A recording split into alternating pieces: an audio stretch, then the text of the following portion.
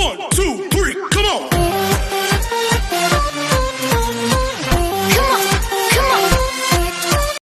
Hello beautiful people! Welcome back to my channel. This is your Mama Sam. Hello mga amigo, amiga, kumare at kumpare. Kamusta kayong lahat? Sana lahat po kayo ay okay at safe ngayong araw na to. At syempre kung ako naman ang tatanungin nyo, nakikita naman ninyo ang beauty ng Mama Sam ninyo. Fresh overload pa rin, di ba? Ganyan talaga kapag umiinom ka ng maraming vitamin C plus kumakain ka ng maraming banana. Dahil sa banana, nakakaloka ang ganda ng Mama Sam ninyo. So, yon. So, kamusta naman kayo mga amigo, amiga? Sana lahat kayo ay okay na okay ngayong araw ng Friday. So, happy Friday sa atin lahat. Ang bilis ng araw, no? So, papunta na tayo sa katapusan ng November sa next week. End of November na at papasok na tayo sa buwan ng December. Oh my God. Excited ako sa December kasi madaming holiday dito. Charot. So, yun.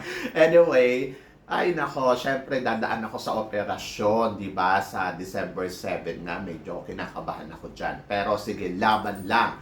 At sana maging matagumpay ang operasyon ng aking mata para makakita na tayo ng bonggang-bongga. Hindi na tayo yung nangangapa-ngapa na ganyan. Charot. So, yun. Anyway, so good luck. And then, ayun. So, syempre sa lahat ng mga tumututok dito araw-araw, lagi-lagi maraming salamat sa suporta at pagmamahal na binibigay ninyo. Syempre dito sa Mama Sam Vlog Channel. And then, so ito na. Marami tayong hatid na chika ngayon na talaga namang sisiguraduhin ko. Oh my gosh, magtataas ang kilay ninyo ng bonggang-bongga sa mga pag-uusapan natin ngayon. Kaya guys, wag na natin patagalin ang ating mga chika para sa una natin chika. Balita nga na nag-resign na bilang Manhunt Star International etong si RJ De Vera pagkatapos niyang manalo nga dito sa Bangkok, Thailand dahil nga sa hindi siya nabayaran. Charot. So, yun. Ay, nako, nakakaloka. Hindi naman nabago yan sa mga grupo ng mga international pageant at kahit sa national pageant na alam mo yun, wala silang pa-premyo doon sa mga nananalo talaga. Kaya, syempre, ang ending ay magre-resign sila. Syempre, paano na masosuportahan naman ng reigning queen or king yung kanilang sarili kung wala silang pondo, kung wala silang pera, di ba? So, hindi naman pwede title lang. So, marami kasi mga pageant na ganyan. Ang dami kong alam na title lang ang daladala ng kandidata. Tapos, ang ending ay walang anda. So, yon. Kaya sila sumasali sa pageant, syempre, para magkapera. Lalo na kung title holder ka, maiintindihan ko kung runners-up ka at mababa lang yung binigay sa'yo. Pero kung title holder ka, hindi po pwedeng walang pa-cash prize. Ano yun? Title lang. Charot. So, yun. Hindi naman po pwedeng ganon. Para naman tayo dito naglalaro. So, yun nga. Kaya, nag-decide nang mag-resign itong ating king na si RJ De Vera dahil nga sa hindi niya nagugustuhan siguro yung pamamalakad tapos yung sitwasyon. Ay nako, mahirap talaga sa mga sitwasyon na yan. Naiintindihan ko. Kaya okay lang yan, hindi naman malaking kakulangan sa kanya kung magre-resign siya. At least nagpakatotoo siya ng bonggang-bongga at mabuhay ka sa mga desisyon na ginawa mo. For sure, maraming magbubukas na pintuan para sa'yo. So, yan. So, good luck kay RJ De Vera. So, yun. Naiintindihan ko naman. Siyempre, mahirap talaga kapag ganyan. Lalo na kung alam mo yon, mga promises ganito, tapos ang ending ay wala. Kaya, ay nako, laban yan.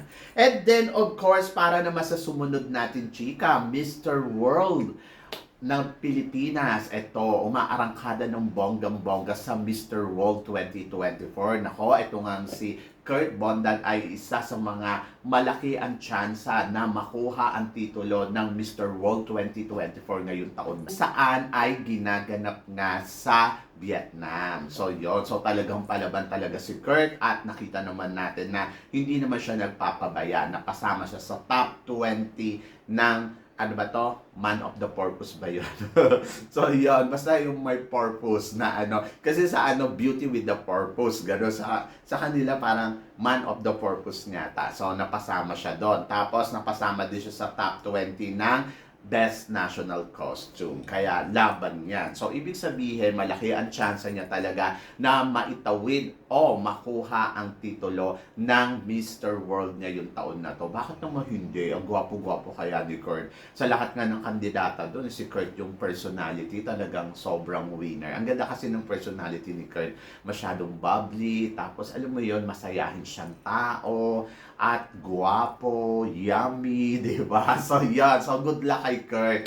Ay, nako, basta si Kurt talaga, iba talaga ang mga tumatakbo sa utak ko. Napapasaya niya ako ng bonggang-bongga. Ganon. So, yun. Gusto ko yan si Kurt. Gusto ko kasi yung personality niya. Magaling, maayos, mabubbly. Yon. So, panalo para sa akin. And then, of course, para naman sa sumunod natin, chika, Gloria Diaz nagsalita na nga regarding dito kay Chelsea Manalo dun sa laban niya sa Miss Universe. Ang sabi ni Gloria Diaz ay wala daw tayong magagawa, ganun daw talaga ang pageant. At naiintindihan ko naman si Madam Gloria kung paano niya iniintindi ang Miss Universe. So, yon. So, basta daw ang importante daw ay nailaban daw ni Chelsea Manalo ng maayos ang Miss Universe competition niya. So, pero sabi ni Gloria Diaz, para daw sa kanya, ang winner daw niya ay si Chelsea Manalo. So, winner niya si Chelsea Manalo bilang Miss Universe. Di ba? So, si Gloria Diaz na yan. So, dapat ganun din tayo. Winner din natin dapat si Chelsea Manalo. Pero, eto, after na mag-third runner-up nga dito sa Miss Universe, Oppo Susata, parang hindi masaya. Umuwi na nga siya dito sa Bangkok, Thailand. At ayun nga, malungkot nga si Oppo dahil nga sa hindi niya nakuha ang Miss Universe crown. Pero syempre si Antonio Porcel naman ay suporta naman dito kay Oppo at talaga naman ayun nga ini-encourage niya na it's okay. So it's a crown and sash, but ang importante ay mananatili siyang Miss Universe Thailand. Ayun.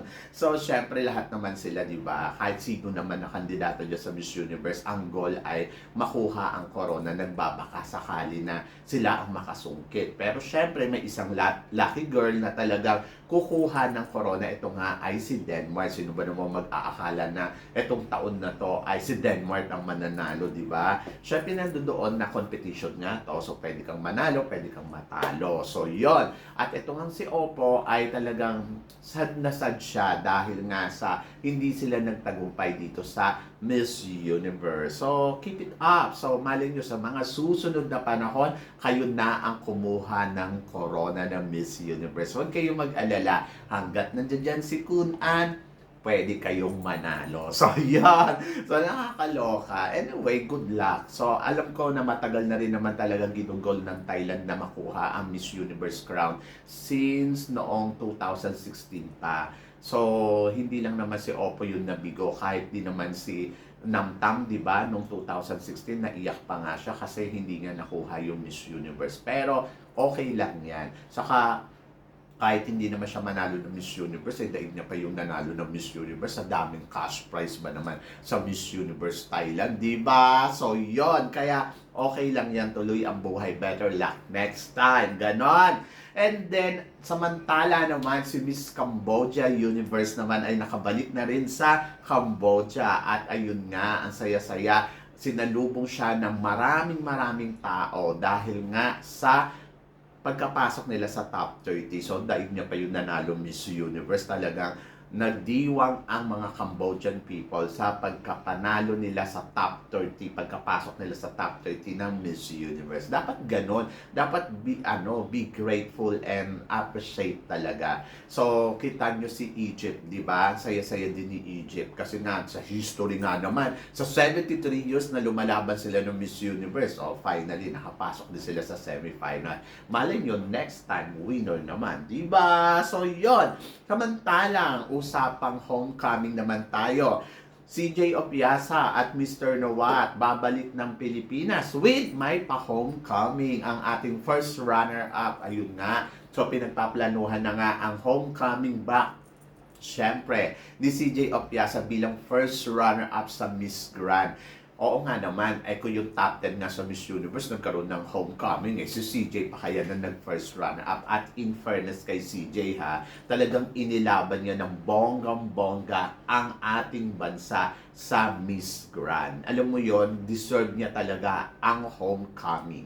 So, good luck. At then, sana maipadaman natin kay CJ Opiasa yung suporta, yung pagmamahal, yung pagdiriwang natin na nakuha natin yung corona. Alam niyo, magandang motivation yan para kay Mr. Nawat na kapag mas nanalo ang Philippines na bilang Reyna as mas bongga ang salubong ng buong sambayanan Pilipino. So, dapat iparamdam natin yan sa kanya para, alam mo yon, mas lalo siyang manghinayang sa Pilipinas. Charot. So, yun.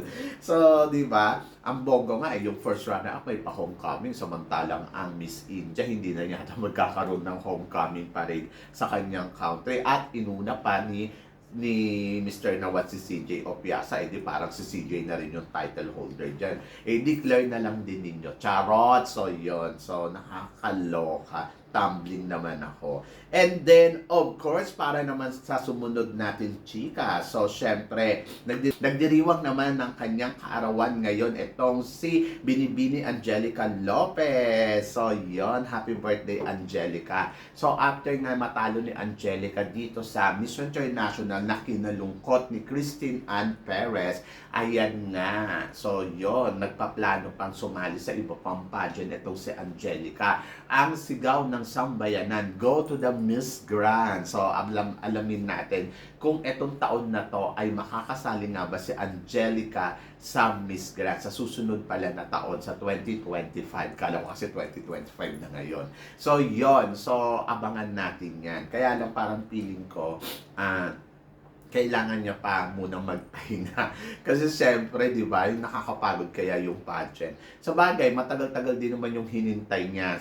Umabot ng 1 taon, no?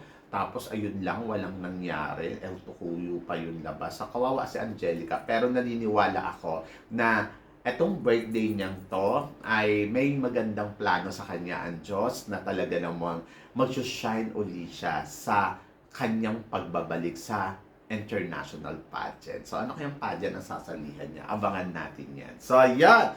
At, syempre, usapang pagbabalik. So, syempre, Mama Sam, si Kathleen Payton. Tingin mo, Mama Sam, kung sasali sa Miss Universe Philippines, pwede na ba siyang ilaban sa Miss Universe? Kathleen Payton, yes. Oo. Kasi nga, di ba, ngayon nakikita natin yung Miss Universe title holder, kailangan talaga meron kang ganda, meron kang tinatawag na charisma, may tinatawag ka na kakaibang beauty. Sa madaling salita, dapat goddess ka. So, yan. So, alam naman natin at tignan mo naman si Kathleen Payton kung gaano kaganda. So, kailangan lang siguro talaga mag-relax muna ni Kathleen Payton para mas bumalik ang kanyang kapresyan, di ba? At sa kanyang pagbabalik, syempre, dapat paghandaan niya ang laban niya dito sa Miss Universe. Hindi biro yan. Hindi lang to porket maganda ka ay winner na. Kailangan patunayan din niya ang sarili niya. At syempre, higit sa lahat, dapat ilaban niya talaga. Kasi hindi biro ang pagsubok na pagdadaanan niya sa Miss Universe Philippines kung sakaling sasali siya. Pero, kapag inilaban mo naman niya sa Miss Universe, ay for sure magugustuhan niya ni Kun An at saka ni Raul kasi nga ang ganda ni Kathleen Payton ay talaga namang maala Catriona Gray. Diba? So, yun. So, good luck. And tingnan natin kung ano ang mangyayari sa laban niya sa Miss Universe. Are you excited, guys? Kasi ako, yes. Sobrang excited ako para kay Kathleen Payton kung magbabalik siya. At abangan natin yan. So, yun. So, kayo, guys, ano guys ang masasabi ninyo sa mga pinag-uusapan natin ngayon? I-comment below mo yan para at least malaman ko naman kung ano naman ang chika mo sa mga tinatalakay natin ngayon. So, yun. Siyempre, maraming salamat po sa inyong lahat sa suporta at pagmamahal na binibigay ninyo syempre dito sa channel ko. At sa mga hindi pa po nakaka-subscribe dyan, please don't forget to click like and subscribe my channel at i-click nyo na rin po ang notification bell para more updated kayo sa aking mga chika. Sabi ng ganon, always keep smiling and always think positive lang. Walang imposible guys, magtiwala lang tayo sa itaas. Kaya guys, hanggang dito na lang, hanggang sa muli nating chikahan! See you tomorrow. Thank you, guys.